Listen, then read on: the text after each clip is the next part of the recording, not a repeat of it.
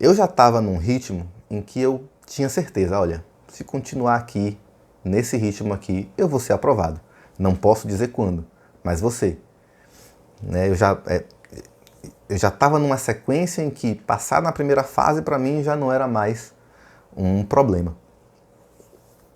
Mas aconteceu uma coisa que mudou tudo para mim. Minha filha nasceu e eu percebi que eu não teria condição de ficar longe de casa. Né? Eu estava fazendo um concurso, prestando um concurso para assumir um cargo que ia me levar para longe de casa. Né? Eu sempre fui muito ligado à minha família, meus pais, meus primos. Eu tenho uma família enorme. Eu conto essa história depois. E no meu novo núcleo, né? Depois que eu casei, e agora com minha filha a caminho, eu comecei a questionar. Estava ficando difícil para mim me manter motivado a estudar para assumir um cargo que ia me levar para longe de casa. Estava muito difícil. Depois de um tempo ficou insustentável. Eu não conseguia justificar para mim mesmo que passar no concurso ia ser uma boa. Claro, ia me trazer um aumento salarial substancial, mas aquilo não ia pagar o preço de eu ver minha filha crescer de longe. Né? Poxa, eu tenho muitos amigos juízes do trabalho inclusive, e que eles viveram um tempo de vindo para casa só no fim de semana, né? E eu não estava disposto a pagar esse preço, mas foi muito difícil admitir isso para mim. Foi muito difícil. Eu vivi uns bons meses aí nesse conflito. Né? Depois eu descobri que boa parte da minha motivação era ego.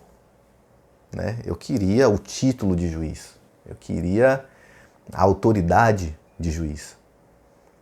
Tudo bem, o salário de juiz ia ajudar também. Mas eu já estava numa atividade onde eu exercia o meu trabalho técnico jurídico. Né? Intelectualmente, eu já estava feliz. Né? Eu já estava satisfeito com a atividade que eu desenvolvia. E simplesmente eu percebi que não fazia mais parte do meu sonho ser aprovado no concurso de juiz e ir para longe de casa. Depois que minha filha nasceu, eu parei de estudar para o concurso. E ficou um vazio. Né? Poxa, o que é que eu vou fazer agora aqui? Eu não tenho mais o concurso para estudar, mas se eu não aprender uma coisa nova todo dia, eu me sinto frustrado. Essa é a verdade. E eu ouvia muitas pessoas falarem que, olha, quando você ensina o que sabe, você aprende 2 vezes mais. Então, meio que sem saber onde aquilo ia dar, eu abri um perfil no Instagram e outro no Facebook. E comecei a compartilhar conhecimentos rápidos, né? Pílulas de conhecimento, como eu chamava na época, sobre os juizados. Porque, percebe só, eu tinha uma certa angústia de que eu não podia orientar especificamente as pessoas que me procuravam no gabinete, por exemplo, para despachar e tal. Enfim, às vezes eu via erros, né, absurdos assim, mas quando não era nada demais que eu podia falar, enfim, eu orientava, mas basicamente eu não poderia dizer, olha, você tem que redigir o pedido dessa forma ou daquela forma, enfim, não seria correto.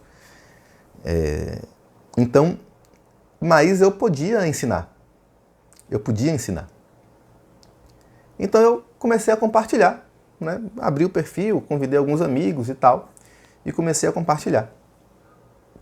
Só que de repente a coisa começou a ganhar corpo, né? As pessoas começaram a me seguir, enfim, era... Aí, de repente, clicou. De repente, clicou. Eu entendi que, de fato, o conhecimento que eu tinha era extremamente útil e que, compartilhando o que eu sei, seria uma outra forma muito eficiente, talvez mais eficiente, de ter um impacto social, de orientar pessoas que estão precisando de mim. E esses advogados que eu oriento, eles vão poder entregar um serviço de maior qualidade para a sociedade. E com isso eu multiplico infinitas vezes o que eu antes pensava que só ia conseguir fazer sendo juiz. Então, eu descobri que ensinar é um fator multiplicador. Ensinar é infinitamente mais eficiente, né? É como um fator de transformação social e de impacto, né? No que eu queria fazer, que era ajudar as pessoas. Se eu fosse juiz, eu ia ajudar quantas pessoas, individualmente falando, né? Mas como professor, eu posso multiplicar isso 1000 vezes, né? Sem contar que, como juiz, eu jamais poderia orientar as partes e os advogados. Como professor, eu posso. Então, o juiz não pode fazer nada diante de uma petição inicial inepta, diante de uma petição inicial que não narra os fatos da maneira adequada. Ele não pode fazer nada diante de uma contestação que não faz a impugnação específica dos fatos. Ele não pode fazer nada diante de alguém que perde o prazo para recorrer. E isso seria um fator de muito mais frustração do que de realização.